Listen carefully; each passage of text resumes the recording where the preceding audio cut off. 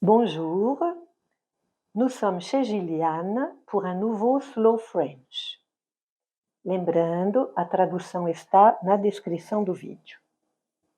Aujourd'hui, c'est notre deuxième rencontre et je vais vous dire pourquoi, jusqu'à la Première Guerre mondiale, tous les Français ne parlaient pas français.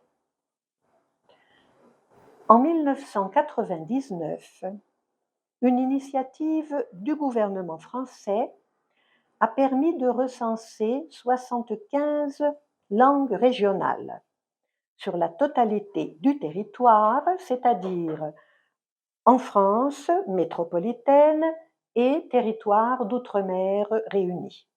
C'est énorme pour la taille d'un si petit territoire.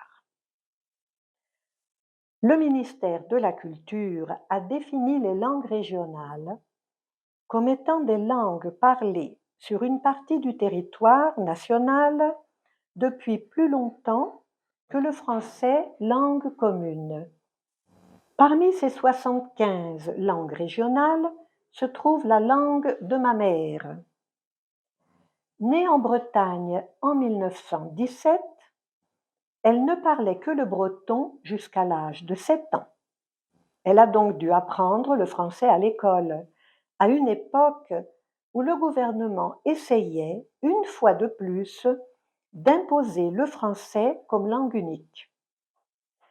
Lorsque les enfants étaient surpris dans les classes, mais aussi dans la cour de récréation, en train de parler breton, ils étaient soumis à des pratiques humiliantes, à des brimades et des punitions.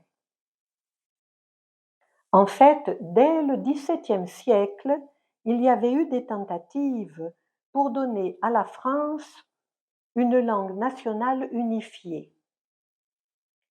Un effort considérable avait été fait dans ce sens lors de la Révolution de 1789.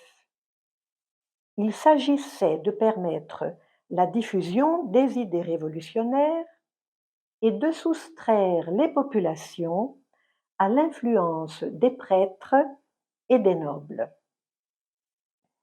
Mais c'est surtout la Première Guerre mondiale qui a été cruciale pour l'application de cette politique. En effet, dans les tranchées, les soldats venus de tous les coins du territoire ne comprenaient pas toujours les ordres donnés en français par leurs supérieurs. Pour éviter que ce problème ne se repose à l'occasion d'une future guerre, qui d'ailleurs ne s'est pas fait attendre, le gouvernement a durci sa politique de prohibition des langues régionales. L'influence de l'industrie sur les campagnes a renforcé dramatiquement ce phénomène. Et bientôt, on a vu, comme je l'ai vu dans ma propre famille, la coexistence de toutes les situations possibles. Les arrière-grands-parents ne parlant que la langue régionale. Les grands-parents bilingues qui avaient été obligés d'apprendre le français à l'école, mais conservaient la pratique de la langue régionale.